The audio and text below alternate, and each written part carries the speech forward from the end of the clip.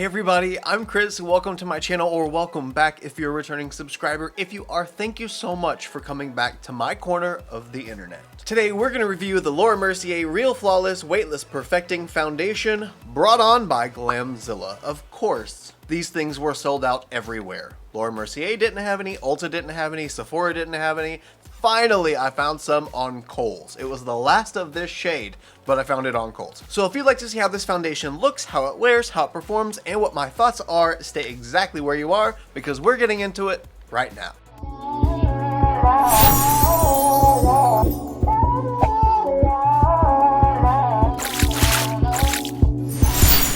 Redefine perfecting coverage with this multifunctional foundation to reveal a healthier looking complexion. Featuring the perfecting color technology to lift sallowness and dullness for cake-free, color-true wear. The auto-balancing technology instantly hydrates for smoother skin and helps reduce shine throughout the day. This long-wearing foundation blurs the line between makeup and skin to reveal a healthier looking complexion. The skin-loving formula provides perfecting medium buildable coverage so weightless you'll forget you're wearing anything at all. Suitable for all skin types, including sensitive skin, vegan, fragrance-free, non-comedogenic, and dermatologist tested. The top line benefits: blurs the look of imperfections, pores, and fine lines, improves skin tone and texture, long wearing for 12 hours. Some clinical claims are it controls oil immediately, improves skin texture in 6 weeks, improves hydration for 24 hours, and it's humidity, sweat, and waterproof. Wow, that's impressive. Uses high-resolution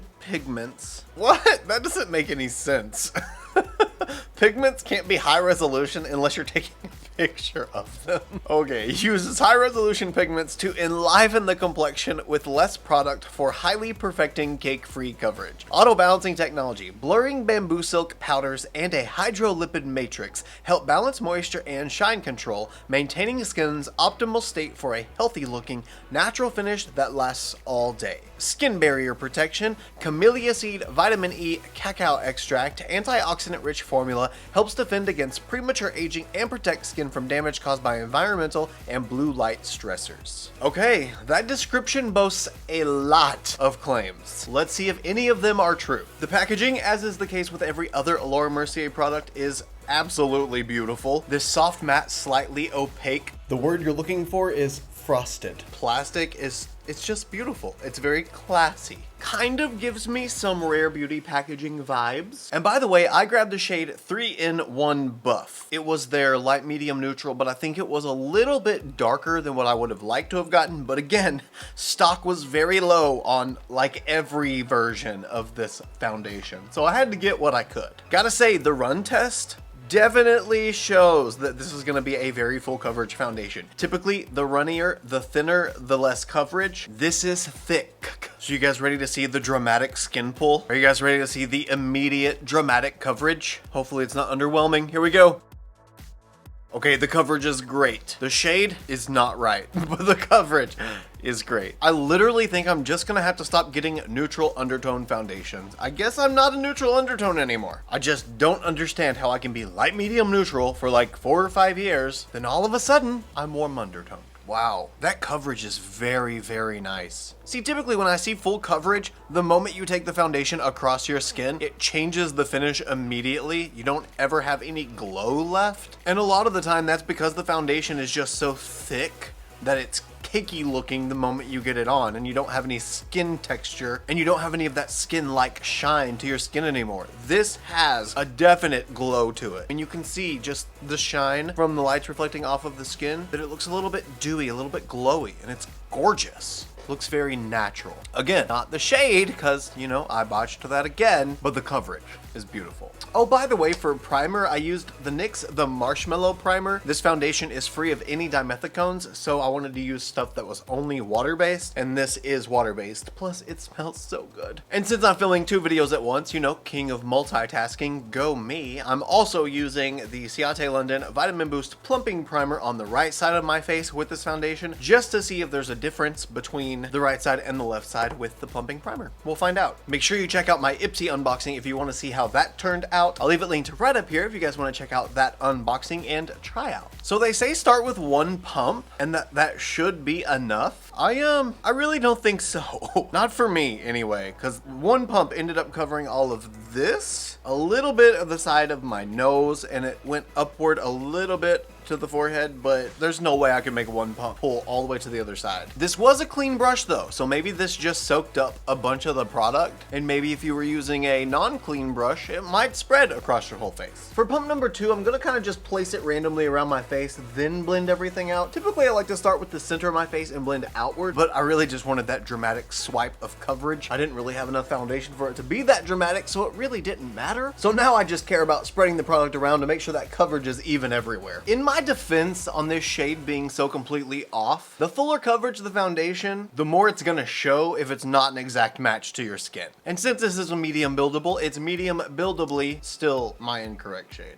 I was gonna try to justify. I put 2 more pumps on my palette. That's 4 pumps in total. I think this should be just enough to finish everything. If I would have shade matched a little bit better, I probably could have gotten away with 2 pumps, but I still don't think 1 pump is enough, at least for the level of coverage I enjoy. 1 pump's not enough. I am kind of impressed with the formula so far though. I haven't really done any real blending. I've just been kind of, haphazardly, willy-nilly going around spreading product around my face. And the fact that I don't have brush strokes everywhere all over my face, it's pretty impressive. The foundation is just kind of melting in and blending by itself without me having to really do any work to achieve that. And now that the coverage is being built up everywhere, my skin tone's starting to look like this foundation shade. We can just call me tan. We can pretend, right? Let's move on to the sponge, make sure everything is blended in beautifully and we have no seams or creases or texture. Gonna soak up all the rest of the foundation off of my little palette here and we're just gonna blend, blend, blend. We also have a new concealer to test out today. I wanted to make this like a complexion trial combo. We could try the foundation and the concealer together, see if they both work well together and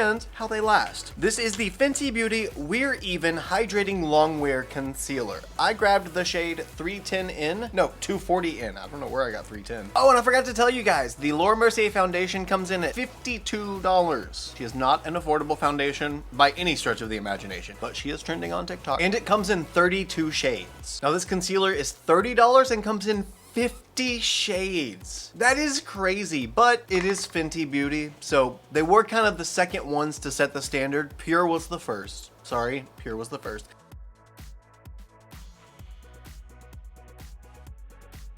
But Fenty was amazing following suit with a huge range. I digress. This package is so fun. It reminds me of the Stunna lip paints, kind of that same, I don't know, geometric trapezoidal packaging. No, hexagonal. That is a hexagon. Packaging looks really cool though. And it's the perfect size to fit in a clutch. I love that. Okay, here we go. Oh, whoa, the applicator is bent. I thought like it was broken, but no, it's curved that way. That's interesting. And immediately, this is so much better than the previous Fenty concealer because it's not all like gunked up around the edge. And the, what was that called? Longwear? The Longwear concealer just got really messy for me. But I haven't used a Fenty concealer since I was in cosmetology school because I broke mine in cosmetology school and could never get a refill. Okay. Here we go. Let's see. A little bit here. Oh, good. And it's brighter than the foundation, so it'll be a little bit brightening on my face and help me even out this not correct skin tone on my foundation. Now, see, I feel like this is a light medium neutral, and I'm pretty sure that's what 240N was. This is what I see as light medium neutral. Now, because I want to see how the foundation wears on these lines, I'm not applying any concealer to that area. I don't want to know what it does for highlighting yet. I want to see how the concealer wears around the eyes and the foundation wears on the forehead. Besides, I feel like that's the best way to review both products at the same time, but still separately. You know what I mean? I kind of feel like I could go swimming after this, or maybe sit in the hot tub and dunk my head underwater and nothing would happen because everything is waterproof, or it claims to be. Wow. I know each brand, like Laura Mercier and Fenty Beauty, probably wouldn't appreciate that my initial reviews of both of their products are at the same time, but man, they work together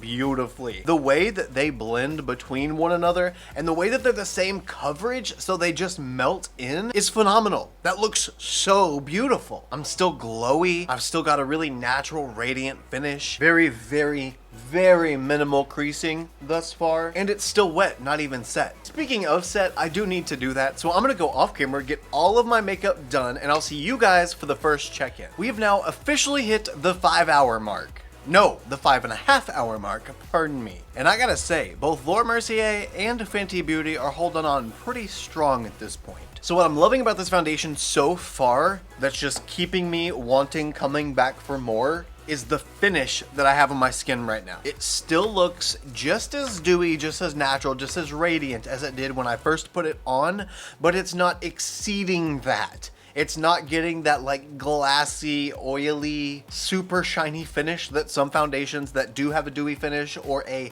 luminous finish get as you wear them. Sometimes they just get really wet looking, and this is not doing that. There's no kind of cake happening. It's not getting any kind of texture to it. And the lines on my forehead, if I relax and just stop moving my forehead for a second, look really, really good. I can definitely tell where I used a plumping primer versus not using a plumping primer. The lines are very different on each side, but both sides still look really, really good. I really hope you guys enjoyed this video. If you did, please don't forget to give me a thumbs up just to let me know. Also, if you like this look and you want to see more looks like them, you can follow me on Instagram, Twitter, Snapchat, and TikTok. My username is the same for everything. It's just ChristopherJMUA. I love you guys so much, and I will see you in the next one. Bye!